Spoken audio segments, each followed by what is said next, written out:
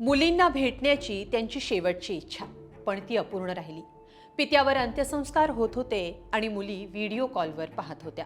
सध्या या बातमीची मोठी चर्चा होतीये. शिवचरण गुप्ता यांच्या 3 मुली. पण जेव्हा गुप्ता यांचं वृद्धाश्रमात निधन झालं तेव्हा तिथं एकही लेख का आली नाही.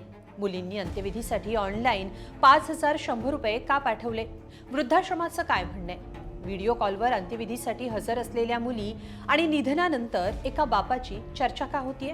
नेमकं काय घडलं, कुठे घडलं, सगळं सविस्तर पाहूया या व्हिडिओतून. नमस्कार, मी स्वाती पाटील. तुम्ही ही बातमी पाहताय lokmat.com वर. असं म्हणतात की पोटी एक तरी लेक असावी, जी सुखात आणि दुःखातही आई वडिलांचा आधार असते. पण हरियाणातल्या शिवचरण गुप्ता यांच्या घरात तर 3 मुलींनी जन्म घेतला, पण शेवटच्या क्षणी त्यांना तो आधार मिळाला नाही. ज्या वृद्धाश्रमात शिवचरण यांनी अखेरचा श्वास घेतला तिथं वृद्धाश्रम आणि सामाजिक संस्थेनं शिवचरण यांच्या पार्थिवावर अंत्यसंस्कार केले आणि हे अंत्यविधी या मुलींनी व्हॉट्सअॅपवर व्हिडिओ कॉलमधून पाहिले. शिवचरण यांची मुलींना भेटण्याची शेवटची इच्छा अपूर्ण राहिली असं सांगितलं जात आहे. मुली अंत्यविधीला हजर का राहिल्या नाहीत म्हणून चर्चाही होतीये. एकीकडे आजारी वडील वृद्धाश्रमात अखेरचा श्वास घेतात, तर दुसरीकडे मुली अंत्यविधीसाठी व्हिडिओ कॉलवर हजर होतात. हरियाणातल्या या बातमीची तिसरी बाजू आहे का? ती कितपत खरी आहे? पाहूया.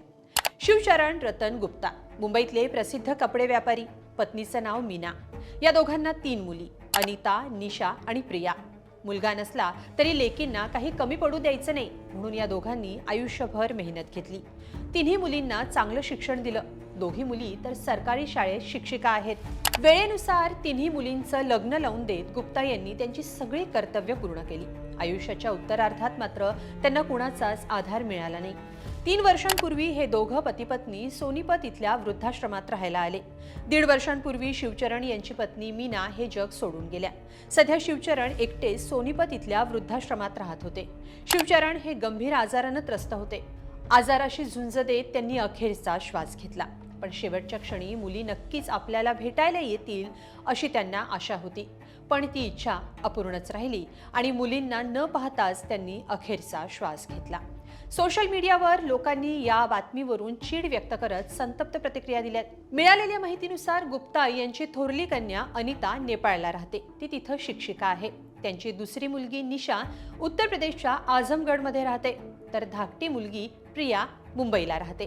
गेले काही दिवस शिवचरण गंभीररित्या आजारी होते. वृद्धाश्रमानं त्यांच्या आजारपणाची कल्पना त्यांच्या 3 लेकींना दिली होती. शिवचरण यांच्याकडे एक फोन होता, ज्यावर त्यांचा लेकींशी संवादही व्हायचा. पण कामाचा व्याप असल्याचं कारण देत वृद्धाश्रमात मुली त्यांना भेटायला आल्या नाहीत. अखेर गुप्ता यांचं मध्यरात्री निधन झालं. पण मुलींनी 5,100 रुपये अंत्यविधीसाठी पाठवले आणि अंत्यविधी उरकून घेण्याबद्दल वृद्धाश्रमाला सांगितलं. लेकींनी शिवचरण यांचे अंत्यविधी व्हिडिओ कॉलवर पाहिले. त्याही पुढे अस्थि घेण्यासाठीही कुणी आलं नाही. उलट तुम्हीच त्या गंगेत अस्थि विसर्जन करा असा निरोप मुलींनी दिला अशी माहिती समोर आली आहे. पण या बातमीची तिसरी बाजूही समोर आली आहे. वृद्धाश्रमाचे संचालक आनंद कुमार यांनी दिलेल्या माहितीनुसार शिवचरण यांची तब्येत बिघडल्यानंतर त्यांच्यावर उपचार सुरू करण्यात आले. त्यानंतर त्यांनी मुलींना फोनवरून मी ठीक आहे, यायची गरज नाही असं कळवलं होतं. पण अचानक त्यांचं निधन झालं. त्यानंतर लांब पल्ल्यावर राहत असल्यानं येणं शक्य नाही असं सांगत मुलींनी अंत्यविधीसाठी पैसे पाठवल्याचं आनंद कुमार यांनी सांगितलं. पाहूया ते नेमकं काय म्हणाले. आने के बाद 3 तारीख की शाम को मैं लेके आया था. उसी रात 3:30 बजे वो ख़त्म हो गया. मैंने 3:30 बजे यहाँ से जो स्टाफ है हमारा आश्रम का, उन्होंने मेरे पास फ़ोन किया कि जी ये तो गुजर गए. उसके बाद मैंने बेटियों के बाद फिर फ़ोन किया कि बेटा आपके पिताजी गुजर गए हैं और आप आना चाहो तो आ जाओ, क्योंकि अब तो लास्ट समय हो गया इनका. तो उन्होंने फिर बातचीत करके कहा कि अंकल हम आएंगे तो हमारा कम से कम 1.5 दिन लग जाएगा, तो आप इसका अंतिम संस्कार कर दो. उन्होंने मेरे पास 5100 रुपये भी भेज दिए कि ये अंतिम संस्कार में लगा दिए. हाँ ठीक है. उसके अंतिम संस्कार को जब हम लेकर गए तो जो हमारे साथ शहर के समाज सेवी थे उन्होंने ही सारा सामान तैयार कर रखा था. मतलब 5100 रुपये मेरे पास नुकान शेफ रह गया.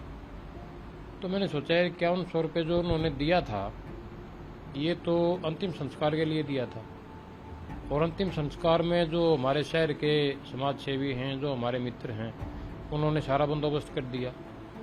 फिर मैंने उस बिटिया के पास फ़ोन किया कि बेटा जो तुमने 5100 रुपये दिए थे वो मैं इस काम में नहीं लगा पाया, क्योंकि हमारे यहाँ के जो समाज सेवी थे और हमारे मित्र थे उन्होंने सारा बंदोबस्त कर रखा था और ये पैसा दिया था तुमने अंतिम संस्कार के लिए, तो ये पैसा मैं नहीं रख पाऊंगा, क्योंकि वैसे दान में दिया होता तो मैं पैसा रख लेता। मुलींच्या विनंतीवरून वृद्धाश्रमाकडून व्हिडिओ कॉलवर अंत्यसंस्कार दाखवले गेले। तसंच गुप्ता यांच्या अंत्यविधीचा सगळा खर्च एका सामाजिक संस्थेने केला। त्यामुळे मुलींनी पाठवलेले 5100 रुपये त्यांना परत पाठवल्याचं वृद्धाश्रमाचे प्रमुख आनंद कुमार यांनी सांगितलं। पण मग या घटनेची तिसरी बाजू काय आहे? खरं तर मुली असताना आई वडिलांना वृद्धाश्रमात राहावं लागलं, यावरून वेगवेगळी मतं व्यक्त होत आहेत। मुंबईत कपडे व्यापारी असलेले शिवचरण वृद्धाश्रमात का राहिले? मुलींच्या घरी आई वडिलांना राहणं इतकं अशक्य का आहे? कामं, आर्थिक डोलारा सांभाळण्यात आयुष्य इतकं व्यापून गेलंय का? ठरवलं असतं तर मुलींना अंत्यविधीसाठी जाणं शक्य होतं का? निधन झाल्यानंतर गुप्ता यांचं पार्थिव मुली येईपर्यंत तसंच ठेवणं वृद्धाश्रमाला शक्य होतं का? त्यांचं काही चुकलं का?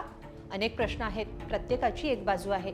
पण शेवटी सत्य हेच आहे की शिवचरण यांच्या अखेरच्या क्षणी एकही मुलगी तिथं हजर नव्हती, ना अंत्यसंस्कारासाठी ना अस्थी स्वीकारण्यासाठी।